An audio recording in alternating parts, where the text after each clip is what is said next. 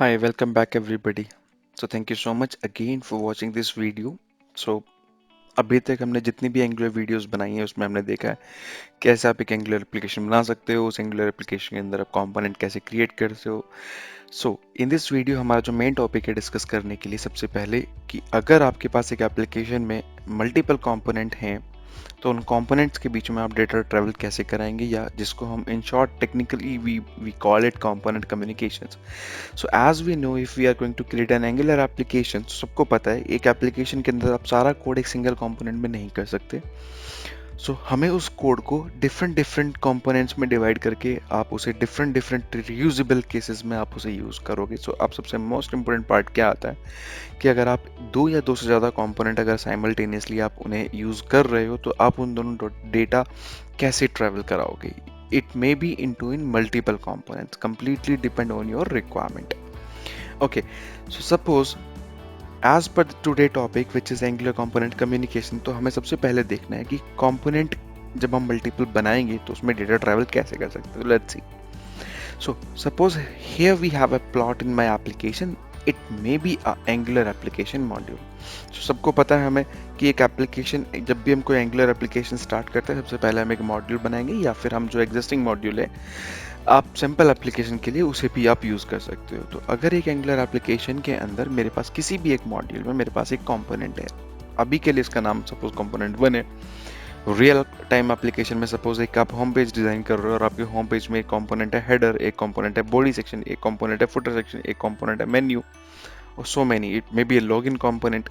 सो कुछ भी आपके पास बहुत सारे कंपोनेंट हो सकते हैं। अभी राइट नाउ सपोज मेरे पास एक कंपोनेंट है component 1।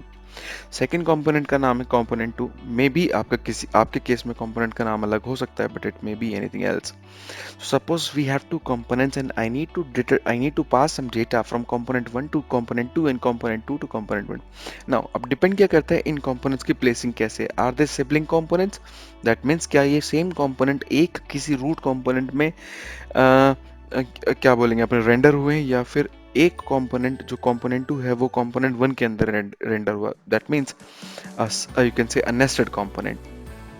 So suppose if the case, or maybe the use case is the first one, like a component 2 which is rendered inside a component 1, maybe that means which is a nested component, आपने दूसरा component पहले component के अंदर render किया। So just to reuse again the logic, again the functionality, again you are using the UI from component 2 inside component 1। So आपका condition क्या होगी कुछ इस तरह से कि आप एक component 1 के अंदर component 2 को लोड कर रहे हो। फाइनली जो आपका डॉम बनेगा उस डॉम के अंदर आपके पास HTML जो होगा, आप कंपोनेंट 2 के एलिमेंट से डेटा कंपोनेंट 1 में पास कराओगे। तो कैसे, सपोज कंपोनेंट 2 में मुझे डेटा भेजना है बट डेटा एक्चुअली एग्जिस्ट करता है कंपोनेंट 1 में, या कंडीशन दूसरी हो सकती है कंपोनेंट 2 से component 1, it's depend. So component 1 में मेरे पास जो एक वेरिएबल है उसका नाम है data for child, temporary data है। मुझे इस डेटा को पास करना है कंपोनेंट 2 में, और कंपोनेंट 2 में मुझे इसकी एक कॉपी क्रिएट करनी है, इस डेटा को सिर्फ शो करना है। So it's very easy. अगर मुझे ये काम करना है सबसे पहले मुझे कंपोनेंट 2 के अंदर एक स्पेशल टाइप का वेरिएबल चाहिए जिसके पास एक एट्रीब्यूट होना चाहिए जिसको हम बोलते हैं इनपुट एट्रीब्यूट।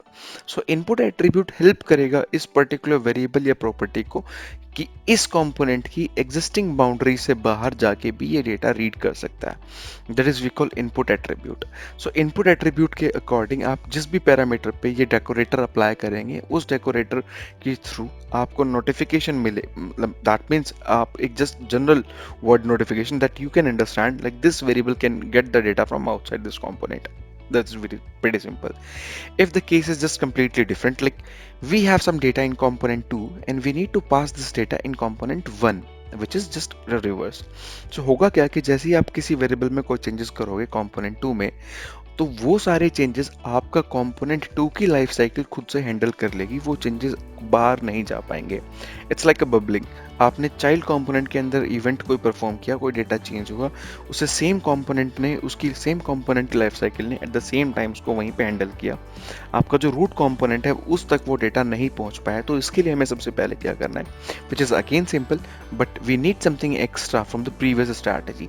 तो हम क्या करेंगे, इसमें सबसे पहले जो कंपोनेंट 2 है उसके पास एक डेकोरेटर अप्लाई करेंगे which is output, but this output can define that कि ये वेरिएबल डेटा बाहर लेके जा सकता है बट ये डेटा बाहर भेज नहीं सकता। तो डेटा बाहर भेजने के लिए हमें क्या करना पड़ेगा, हम एक कस्टम इवेंट जनरेट करेंगे using event emitter. So don't worry about event emitter, it's a predefined class which is already available in your Angular core component. So हमें इसे इंपोर्ट करना है, एक इसका इंस्टेंस क्रिएट करना है और इसके थ्रू हमें एक कस्टम इवेंट जनरेट करना है जिसको जनरेट करने के लिए, इवेंट को फायर करने के लिए हमारे पास एक प्री डिफाइंड फंक्शन है इमिट। इमिट के अंदर वो डेटा पास करना है जिस डेटा को आपको रूट कंपोनेंट के पास भेजना है। तो इसमें होगा क्या कि हमारे इवेंट दो बार होंगे, एक बार डेटा चेंज होगा हमारा, जिसको कंपोनेंट 2 खुद से हैंडल करेगा, but at the same time जब आपको डेटा भेजना है कि ये आप बताओगे कि डेटा जाना कब है, तो उसके लिए आप क्या करोगे, डेटा को इमिट करोगे। वो इमिट करते टाइम आपका जो फंक्शन हैंडल करेगा वो आपको पेरेंट कंपोनेंट करेगा। So in simplest word ever, you can understand like this: a event will be fired by component 2 but will be handled by component 1। इसका मतलब इवेंट कॉल होगा, जो एग्जीक्यूट होगा वो कंपोनेंट 1 में होगा क्योंकि उसका हैंडलर कंपोनेंट 1 में डिक्लेयर किया होगा। इसको हम बहुत इजी एग्जांपल्स में समझेंगे in upcoming video. So be ready with a blank application. There must be two component, component 1 and component 2, and we will place them and we will use them. So I will be ready in the next video with two basic components, component 1 and component 2, and we'll see how we can traverse the data. Till time, stay tuned and don't forget to subscribe my video. Thank you so much.